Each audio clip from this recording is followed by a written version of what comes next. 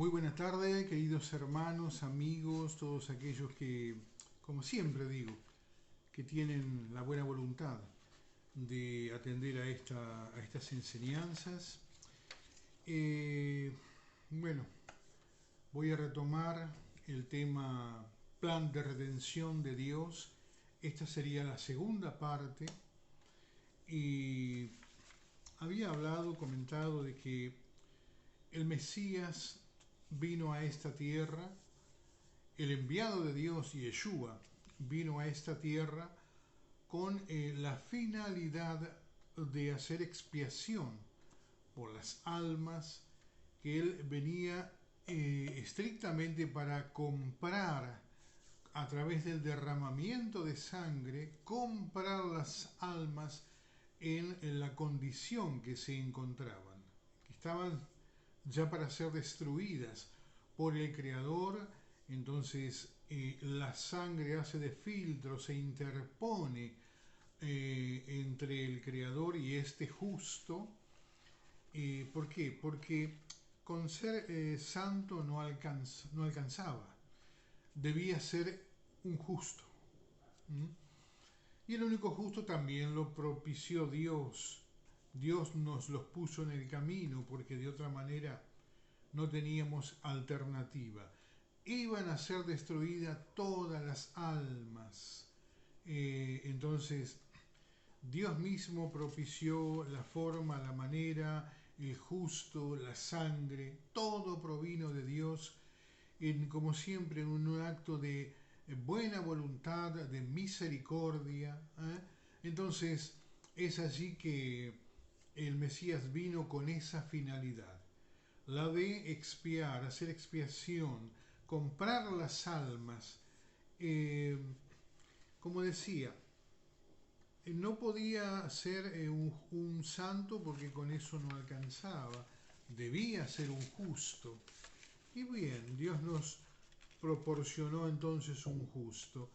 El plan de la redención de Dios, lo que Dios iba a hacer en ese momento con las almas, luego vuelve a suceder en la historia. Uno lo encuentra, por ejemplo, en el libro de Shemot, de Éxodo, por ejemplo, en el capítulo 32, versos 10 al 14. Dios le dice a su profeta, a su hombre, a Moisés y a Aarón, hermano de Moisés, les dice que se aparte. Primeramente en Éxodo Dios le habla solo a Moisés y le dice, permíteme que mi furor se encienda. Y fíjense qué cosa más extraordinaria, porque Dios muestra un respeto tan extraordinario, está como pidiéndole permiso a Moisés, lo cual en síntesis no correspondía.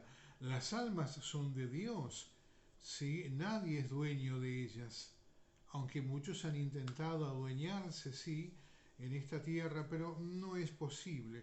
Las almas todas son de Dios.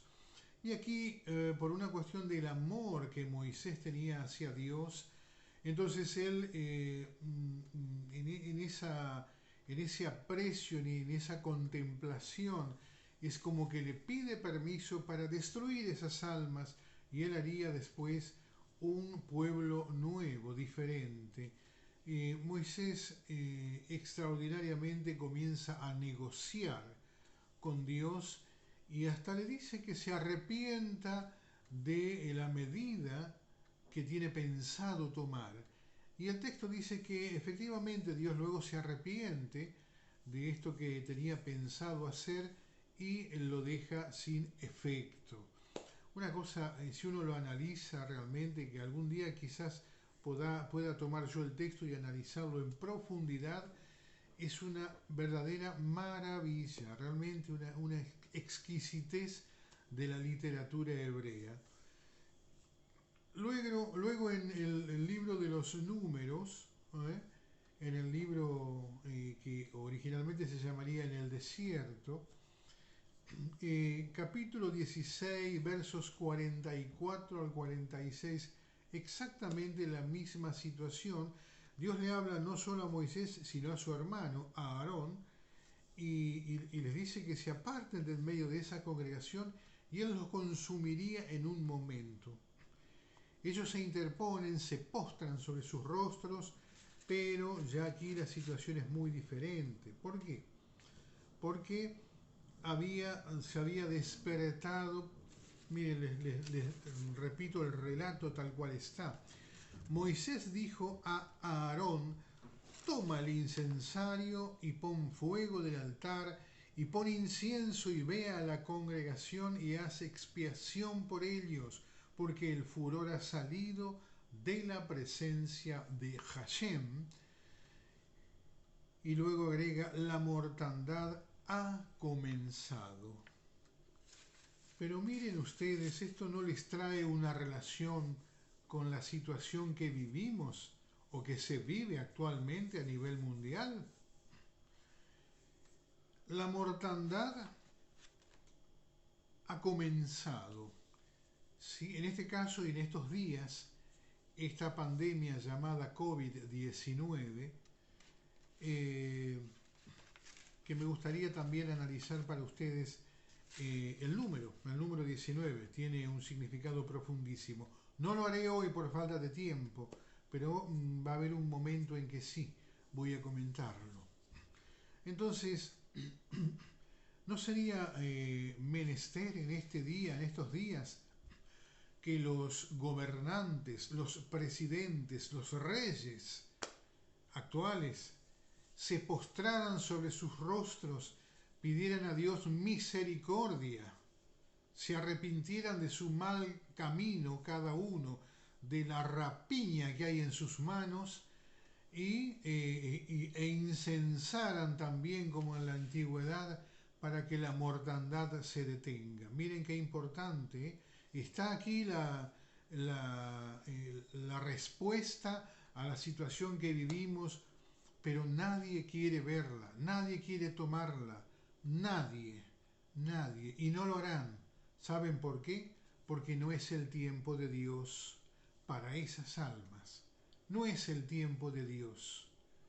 Es tiempo de entregar almas, y muchas, muchas almas.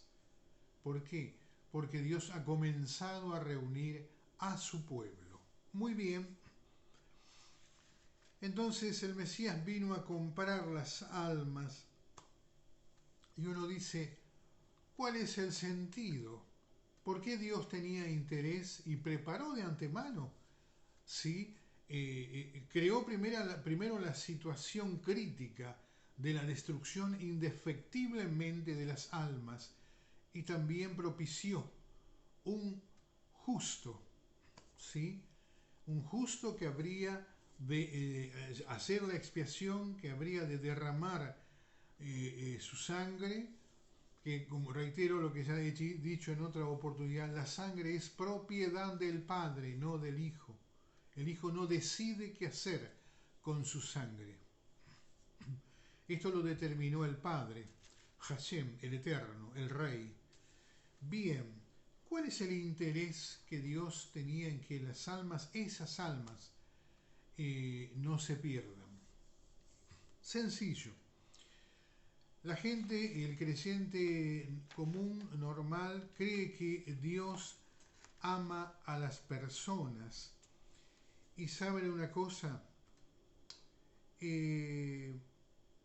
no se pueden redimir personas. Con el derramamiento de sangre del Mesías no se estaban redimiendo personas, solamente almas se pueden redimir. Y esto es lo que vino a hacer el Mesías, y de hecho lo hizo. Cumplió con la obra que el Padre le entregó en mano, por las almas que le entregó en mano. Pero ¿cuál era el interés de parte de Dios y por qué el Mesías tan abiertamente y decididamente responde de manera espontánea al Padre y le dice: Padre, yo acepto el desafío, voy a ir a comprar esas almas con la sangre que tú me has dado, y será derramada como tú has determinado, no cuestiono esto? simplemente quiero vivir el momento en que las almas son compradas y entonces nos gozaremos contigo, Padre. Sencillo. Dios no tiene aprecio por la carne, no mira a las personas. Por esta razón es que no tiene importancia el pecado delante de Dios. El pecado lo lleva a cabo, como dije, el alma no peca, peca el cuerpo. Entonces, eso, como ya hay leyes establecidas por Dios de hace muchos años, se tiene que dar cuenta por el pecado. Pero en cuanto a la transgresión, que es lo que uno piensa, de eso tiene repercusión en el alma directamente. Y esa es la parte que Dios atiende. Y ahí es donde a Dios le interesa realmente esa área. Pero cuidado, no que la carne no sirva, no importe, de ninguna manera. Como dije, el alma debe ser perfeccionada, transformada a través de la ley de Dios. Y en consecuencia el alma entonces purificará el cuerpo, porque el cuerpo es la vestidura del alma. Entonces, ¿qué sucede aquí? En las almas, en el alma del ser humano y en las almas de los seres humanos está la información que Dios ha puesto de su genética, de su genética. Por eso el Mesías, sabiendo que allí había una parte de nuestro Padre, que es el Padre del Mesías, porque el Mesías es nuestro hermano mayor, sabiendo que allí había una parte, ¿sí?, de Dios, él trataba de impedir que las almas fuesen destruidas. Por esta razón, Dios preparó de antemano este plan de redención. ¿Por qué? Porque si Dios destruye un alma, está destruyendo una parte de sí, del Creador, porque allí hay genética de Él. Entonces el Mesías, por el amor que ha tenido y tiene hacia su Padre, fue el que decididamente aceptó hacer sacrificio, aceptó hacer expiación, aceptó redimir esas almas por amor hacia su Padre, no por amor a nosotros, no por amor a los hombres, sino por amor a esa información genética de su Padre, de nuestro Padre. Por esa razón fue necesario el derramamiento de sangre. Miren, hay un texto bellísimo en el libro de Ezequiel, capítulo 36, versos 21 y 22, y Dios le habla al profeta y le dice que le comunique al pueblo y le diga: pero he tenido dolor al ver mi santo nombre profanado por la casa de Israel entre las naciones a donde fueron. Por esto di a la casa de Israel: no lo hago por ustedes, casa de Israel, sino por causa de mi santo nombre, el cual profanaron ustedes entre las naciones a donde han llegado. En la información genética que está así en el alma, en el alma de cada uno, y así está puesto el nombre de nuestro Dios, de nuestro Creador. Por eso la importancia de redimir esas almas. Por eso fue tan importante, por eso es tan importante, lo hablo en tiempo presente, como el tiempo en que Dios habita, en un presente absoluto. Yo también esto ya lo he manifestado enseñándolo, que Dios quiere que el hombre aprenda a vivir en un presente absoluto. Entonces, como allí, en la información que tenemos en el alma cada uno, está impregnado, impreso, implícito el nombre de nuestro Dios, es tan importante entonces el alma para Dios, porque hay una parte de Él, y eso es lo que Dios observa, a eso está Dios atento. si el alma evoluciona o no evoluciona en la educación, en la formación, en la transformación. Allí está el secreto entonces de por qué el Mesías aceptó hacer sacrificio, aceptó hacer expiación y comprar con el derramamiento de sangre, comprar las almas en el estado en que se encontraban. ¿Por qué? Porque daba por descontado que luego también Dios iba a poner en nosotros así el conocimiento y el sentir de hacer evolucionar el alma, de arrepentirnos de nuestras transgresiones y de redimir nuestro pecado, como ya lo expliqué, el texto del libro del profeta mayor Daniel, capítulo 4, verso 17. Entonces allí la tarea de redimir el pecado es nuestra.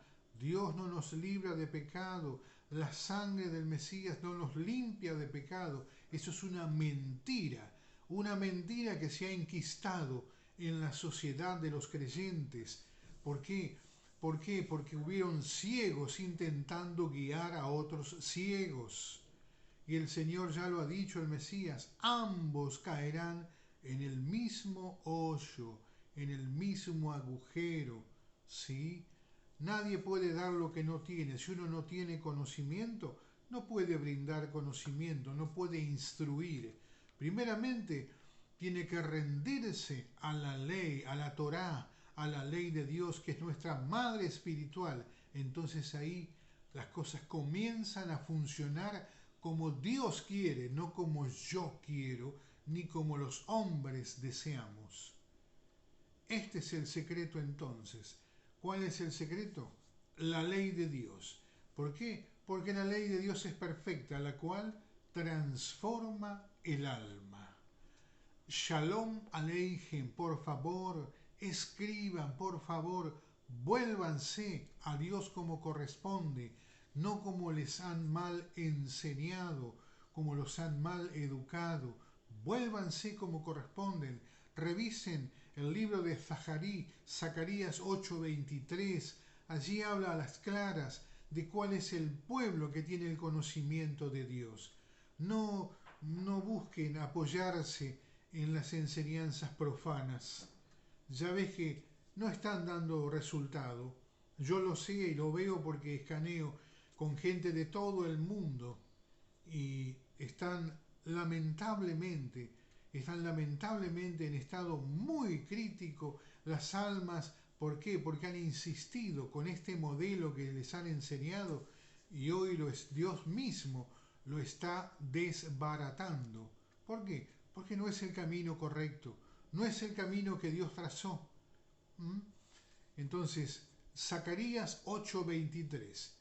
Dios les bendice, yo también los bendigo y por favor, con nombre, con apellido, escriban ¿sí? A moredaniel5778 @gmail.com. Allí estaré compartiéndoles otras enseñanzas, evacuando las dudas, respondiendo a muchas preguntas. Shalom, shalom.